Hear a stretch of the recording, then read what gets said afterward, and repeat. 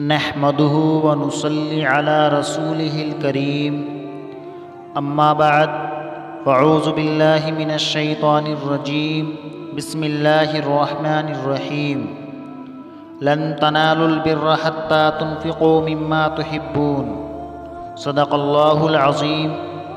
محترم سامعین، آج ہم آپ حضرات کی خدمت میں ارکان اسلام کے بہت ہی اہم رکن زکوٰۃ کا مسئلہ لے کر حاضر ہوئے ہیں۔ اسلام کے 5 ارکان ہیں: کلمہ طیبہ یعنی لا الہ الا اللہ محمد الرسول اللہ کا اقرار، نماز کی پابندی، زکوٰۃ کی ادائیگی اور رمضان کے روزے، اور اگر کوئی آدمی صاحب نصاب ہے یعنی مالدار ہے تو اس پر حج ادا کرنا۔ ان 5 ارکان میں سے نماز اور روزہ یہ دونوں بدنی عبادتیں ہیں۔ ان کا مقصد ہے اپنے آپ کو تھکانا، لہٰذا ان کا ثواب اور ان کی ادائیگی اسی صورت میں ہوگی جب انسان خود کو تھکائے گا، یعنی انسان کو اپنے آپ ہی یہ عبادت ادا کرنی پڑے گی۔ دوسرے کو حکم دے کر کے وہ اس کی نماز یا وہ اس کا روزہ نہیں رکھ سکتا۔ لیکن ارکان اسلام کا تیسرا اہم رکن زکوٰۃ، اس میں ایسا نہیں ہے، کیونکہ زکوٰۃ کا مقصد ہے غریب تک اس کا تعاون پہنچانا۔ لہٰذا اگر کوئی صاحب نصاب ہے، یعنی اگر کوئی مالدار ہے اور کوئی دوسرا شخص اس مالدار اس صاحب نصاب کی رضامندی سے اس کی زکوٰۃ ادا کر دے تو بھی اس کی زکوٰۃ ادا ہو جائے گی، یعنی وہ چاہے تو خود بھی اپنی زکوٰۃ ادا کر سکتا ہے، اور اگر چاہے تو دوسرے حضرات سے بھی اپنی رضامندی کے ساتھ اپنی زکوٰۃ ادا کروا سکتا ہے۔ زکوٰۃ کا مطالبہ اللہ تعالیٰ نے کیا ہے اور فوراً اللہ تعالیٰ نے نہیں مانگا، یعنی اللہ نے یہ نہیں فرمایا کہ اگر آپ آج مالدار ہو جائے، آج آپ صاحب نصاب ہو جائے تو آپ آج ہی زکوٰۃ ادا کرو، بلکہ اللہ نے 1 سال کی مہلت دی ہے کہ یعنی جب تم مالدار ہو جاؤ اور اس مال پر تمہارا سال گزر جائے تو پھر تمہیں زکوٰۃ ادا کرنی ہے۔ اور پھر اللہ نے پورا مال بھی نہیں مانگا، یا آدھا مال بھی نہیں مانگا، یا چوتھائی مال بھی نہیں مانگا، بلکہ 40واں حصہ مانگا، یعنی 100 روپے میں کل 2.5 روپیہ۔ اور پھر جو مال اللہ تعالیٰ نے ہم سے لے کر کے غریب کو دیا، اس کو پھر کئی گنا بڑھا کر کے دینے کا وعدہ بھی اللہ نے کیا ہے۔ یہ اللہ کا بہت بڑا فضل ہے، اس لیے زکوٰۃ کو بوجھ نہیں سمجھنا چاہیے۔ ہمارا دل مانے یا نہ مانے، اگر ہم صاحب نصاب ہے تو زکوٰۃ ادا کرنی ہی ہے۔ لغت میں، ڈکشنری میں زکوٰۃ کے معنی آتے ہیں پاک کرنا، بڑھوتری کرنا، اور شریعت میں زکوٰۃ کہتے ہیں مخصوص مال کو مخصوص شرائط کے ساتھ کسی مستحق زکوٰۃ کو اس مال کا مالک بنانا۔ زکوٰۃ اسلام کا ایک اہم ترین رکن ہے، اس لیے زکوٰۃ کا انکار کرنے والا کافر ہوگا۔ اور جو حضرات صاحب نصاب ہیں، چاہے وہ مرد ہو یا عورت، اگر وہ زکوٰۃ ادا نہیں کرتے تو حدیث شریف میں ایسے لوگوں پر بہت سخت وعیدیں آئی ہیں، اور حدیث شریف کے اندر آتا ہے کہ کل قیامت کے دن اس کے اسی مال کو جس کی وہ زکوٰۃ ادا نہیں کرتا تھا، سانپ کی شکل بنا کر اس پر مسلط کر دیا جائے گا، جو اس کا پیچھا نہیں چھوڑے گا۔ اور جو حضرات صاحب نصاب ہونے کے بعد اپنے مال کی زکوٰۃ نکالتے ہیں، ان کے لیے بھی بڑی خوشخبریاں ہیں اور ان کے لیے بھی بڑی فضیلتیں ہیں۔ چنانچہ سورہ بقرہ آیت نمبر 277 کے اندر ہے کہ جو لوگ اپنے مال کی زکوٰۃ ادا کرتے ہیں، اللہ کے یہاں ان کو اس کا اجر ملے گا، اور کل قیامت کے دن نہ انہیں کسی کا کوئی خوف ہوگا اور نہ وہ لوگ غمگین ہوں گے۔ اب زکوٰۃ کے مسائل کو سمجھنے سے پہلے یہ سمجھ لینا بہت ضروری ہے کہ کہ آدمی مالدار کب بنتا ہے، اس پر زکوٰۃ کب فرض ہوتی ہے، وہ زکوٰۃ کا حساب کیسے لگائے گا؟ آئیے اس کو سمجھتے ہیں۔ آدمی جس دن بھی مالدار بنا، یعنی جس دن بھی وہ صاحب نصاب ہو گیا، وہی تاریخ اس کی زکوٰۃ کی تاریخ ہے۔ یعنی آپ سپوز کیجئے کہ آدمی ایک رمضان کو مالدار ہوا، یعنی وہ صاحب نصاب بن گیا، اس کے پاس اتنا مال آ گیا کہ اس مال کی وہ 52.5 تولہ چاندی خرید سکتا ہے، یا اس کے پاس 52.5 تولہ چاندی آ گئی، تو اس ایک رمضان کی تاریخ کو آپ نوٹ کر لیجئے، اس کو ایک ڈائری کے اندر لکھ لیجئے، اور زکوٰۃ دینے کے سلسلے میں اسلامی مہینے کی تاریخ مقرر کیجیے، کیونکہ بسا اوقات انگریزی مہینے 10 دن آگے پیچھے ہو جاتے ہیں، تو زکوٰۃ کا حساب لگانا پھر تھوڑا مشکل ہو جاتا ہے۔ اس لیے آپ اسلامی مہینے کی تاریخ مقرر کیجیے۔ جب آپ تاریخ مقرر کر لیں، پھر 1 سال گزرنے کا انتظار کیجیے۔ جب اگلا سال آ جائے، یعنی اگلے سال کا پہلا رمضان آ جائے، تو اب حساب لگائیے۔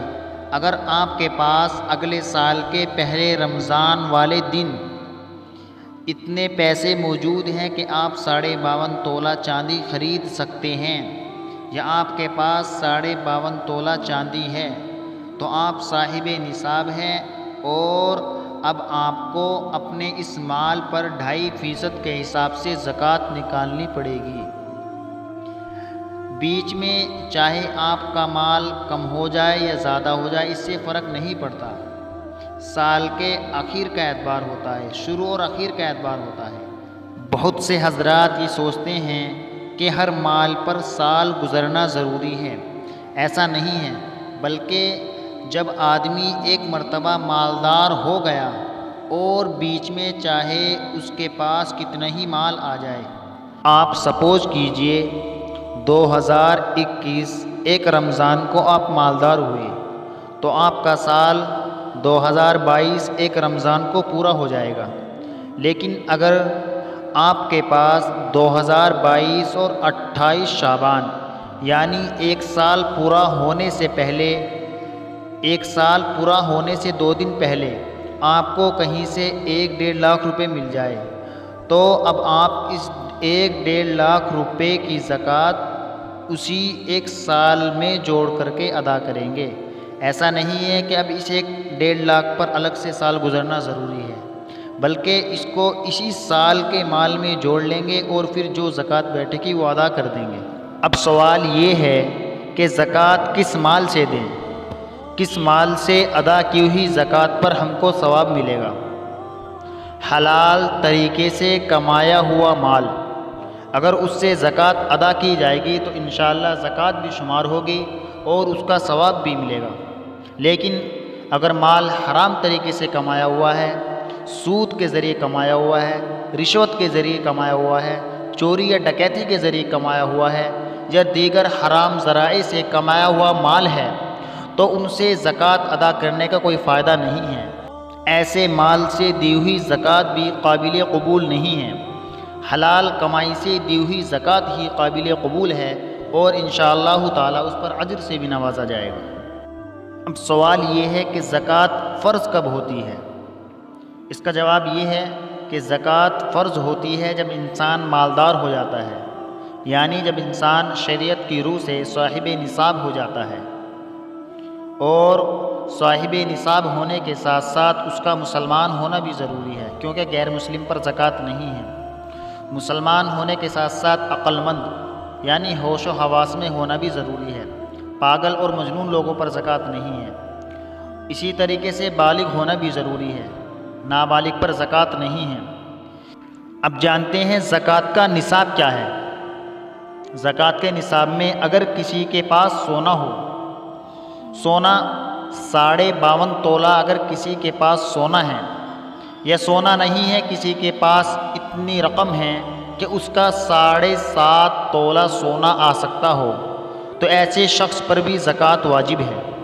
یا چاندی ہو 52.5 تولہ اگر کسی کے پاس چاندی ہے یا چاندی نہیں ہے، چاندی کے علاوہ کوئی دوسرا سامان ہے، اور وہ ملا کر کے یا اس کی رقم ملا کر کے اتنی رقم بن جاتی ہے کہ اس کی 52.5 تولہ چاندی آ جاتی ہے، تو پھر ایسے شخص پر بھی زکوٰۃ واجب ہے۔ سونے اور چاندی کے تعلق سے ایک ضروری بات سمجھ لینی چاہیے۔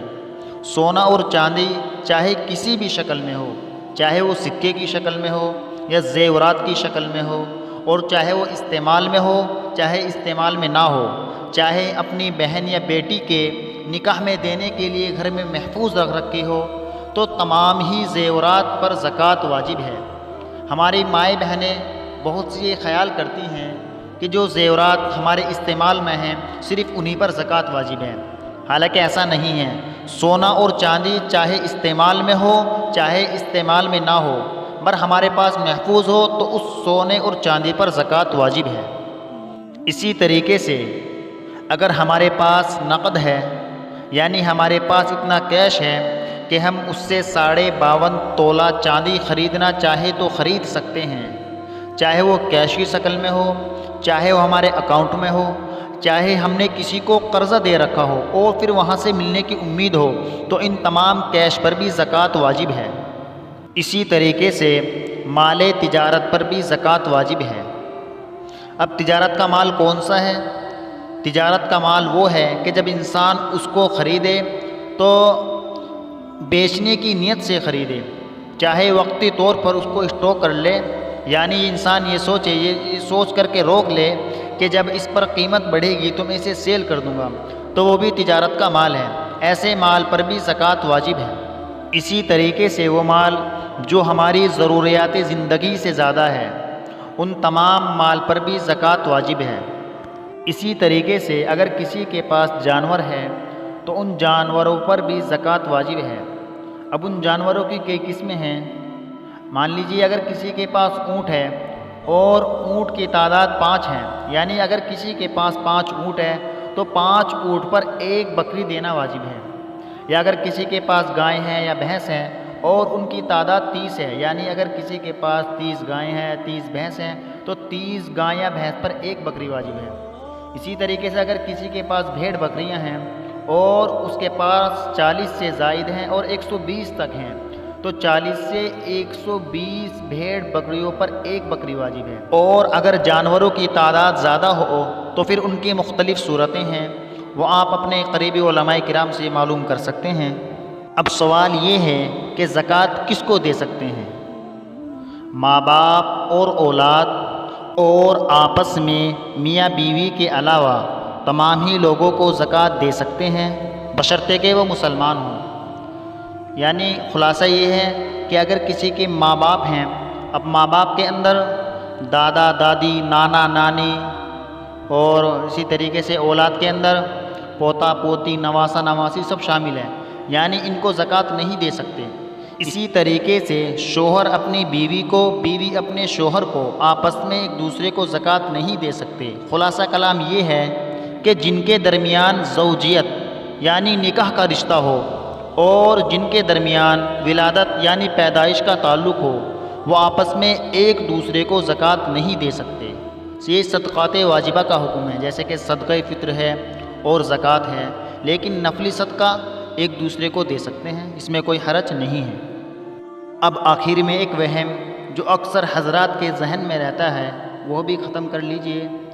بہت سے حضرات کا سال پورا ہوتا ہے محرم میں، کسی کا شوال میں، کسی کا ذوالقعدہ میں، کسی کا ذوالحجہ میں، کسی کا رجب میں، تو کسی کا شعبان میں، اور وہ اپنی زکوٰۃ میں تاخیر کرتے ہیں۔ سامنے مستحق کے زکوٰۃ بھی ہوتا ہے لیکن زکوٰۃ ادا نہیں کرتے، رمضان کے لالچ کی وجہ سے رکے رہتے ہیں۔ سوچتے ہیں کہ رمضان میں عبادت کا ثواب 70 گنا ہو جاتا ہے تو ہم رمضان میں ادا کریں گے۔ یاد رکھیں، علماء کرام فرماتے ہیں کہ ضرورت مند کی ضرورت پوری کرنا یہ رمضان کے اجر سے کہیں زیادہ ہے، کیونکہ نیکی میں تاخیر کرنا یہ اجر کو بڑھاتا نہیں بلکہ گھٹاتا ہے، یعنی کم کر دیتا ہے۔ تو اس لیے جب بھی ہمارا سال پورا ہو جائے اور سامنے ضرورت مند ہو یا اس کو تلاش کرے، اگر نہیں ہیں تو ہم سال پر ہی اپنی زکوٰۃ نکالیں۔ اگر کوئی آدمی پہلے نکالنا چاہے تو بھی نکال سکتا ہے، نکالنے میں کوئی حرج نہیں ہے۔ اور ہاں، یہ بات بھی درست ہے کہ رمضان میں عبادت کا ثواب 70 گنا ہو جاتا ہے، تو ہم کچھ زکوٰۃ کو روک لیں، وہ ہم رمضان میں ادا کر دیں۔ لیکن اگر ہمارا سال پورا ہو گیا اور سامنے ضرورت مند ہے، لیکن ہم رمضان تک ثواب کے لالچ میں اپنی زکوٰۃ کو روکے رکھے، تو ہو سکتا ہے عند اللہ ہماری پکڑ ہو جائے۔ اللہ ہم سبھی کی حفاظت فرمائے، آمین یا رب العالمین۔ اللہ تعالی ہم سبھی کو زکوٰۃ جیسے اہم رکن کی ادائیگی نصیب فرمائے، آمین یا رب العالمین۔ حوصلہ افزائی کے لیے ویڈیو کو لائک ضرور کریں، اور ایسے ہی اسلامک بیانات یا معلومات کے لیے ہمارے یوٹیوب چینل اسلامک معلومات کو سبسکرائب ضرور کریں۔ شکریہ۔ السلام علیکم ورحمۃ اللہ تعالی وبرکاتہ۔